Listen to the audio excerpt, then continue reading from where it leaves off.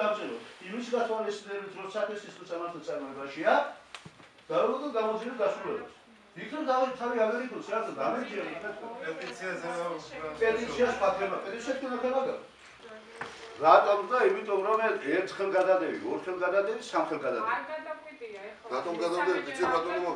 იმიტომ გადავდები, რომ მოდიოდა განცხადებები და ეხლა რო დაგვეკეთ და მე იმის უხლებს რა გადავიდე. დედაში არ ვიკამათეთ ამ თემას. არ გიკამათეთ განცხადება რომ მოსულიყო დავნო როგორც ჭირდება. ამაზე იყო თემა და უბრალოდ ჩვენ ასე გახსოვთ ალბათ რომ გითხარით რომ არ გავაკეთეთ ის იყო აგერ ელვერ და ყველა ბიჭები თქვენ ბიჭები და ისეთ გადაწყვეტილებას ნუ მივიღებთ რომელიც ბრალულობაში შეგვიყვან ჩვენ და შეგვიყვანა ჩვენ საკრებულო ბრალულობაში კონტროლის და ზედამხედველის პოზიციის მატარებელი საკრებულო შეგვიძლია მოგვიყენოს გამოძიება გურგრილობა სისხლის სამართლის დანაშაული მუხლის 342 გურგრილობა თითოეულ წევს ეს ასია რა და არ თქვა ისე რომ არა გამიგეთ ეს მე იურიდიულად ლაპარაკობ რაც არის ფაქტობრივად და იურიდიულად როცა შევიტანე წინადადება რომ შექმნილიყო დაფუძნებულიყო დროებითი სამუშაო ჯგუფი, რომელსაც კანონი ადგენს ცალკეული საკითხების საჯობრო და მნიშვნელოვანი და რატვით საკითხების შესწავლების და ამათ ეს არ გააკეთეს და დაავალეს სამანდატო საპროცედურო იურიდიულ კომისიას ამ საკითხის შესწავლა. კანონიერების დადგენის თვალსაზრისით. დემონტაჟის კანონიერების დადგენის თვალსაზრისით. ეს არასწორი გადაწყვეტილება იყო, ამას სჭირდება სხვა წარმომადგენელი, ეს არის დროებითი სამუშაო ჯგუფი, რომელიც კანონმდებლობითაა განსაზღვრული. ანუ საბიუჯეტო იურიდიულ კომისიას თავისი უფლებამოსილები კანონით აქვს დადგენილი და ცალკეული საკითხის შესწავლაც დროებითი სამუშაო ჯგუფი სჭირდება და იმას ცალკედებულებას უნდა დაუდგინო. აქედან გამომდინარე კანონთან შეუსაბამოებაში იყო, თუმცა მათმა დაამტკიცეს, რა თქმა უნდა კომისიას არაფერი არ გაუკეთებია. შესაძლებელია განცხადებები მიიღო მოსახლეობიდან, შესაძლებელია, მაგრამ მისი განხილვა არ მოხდარა იმ წესით, რა წესითაც მოსახლეობის განცხადებები იხილება.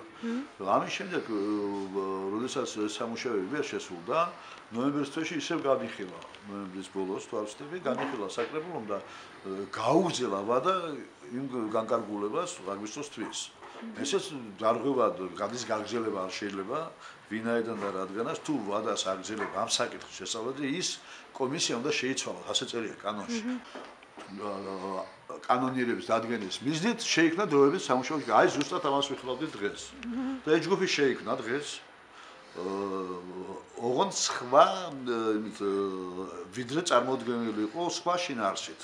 შემადგენლობასთან დაკავშირებით, დროებითი სამუშაო ჯგუფის და წესთან დაკავშირებით.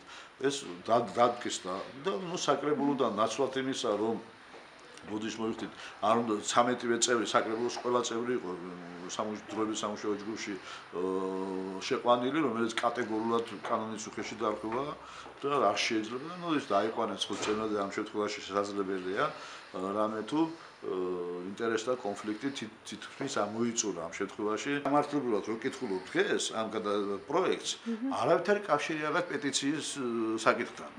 პეტიცია სულ სხვა რამეს ნიშნავს და ის ნიშნავს, რომ პეტიციით რო შემოდის, რა ქვია, მოსახლეობა, საზოგადოება, ეს 1% მინიმუმი, რო შემოდის ამორჩეველთან, ამ შემთხვევაში პროექტი მოყვება საკრებულოს გადაწყვეტილებას. ეს არ არის შემოსული.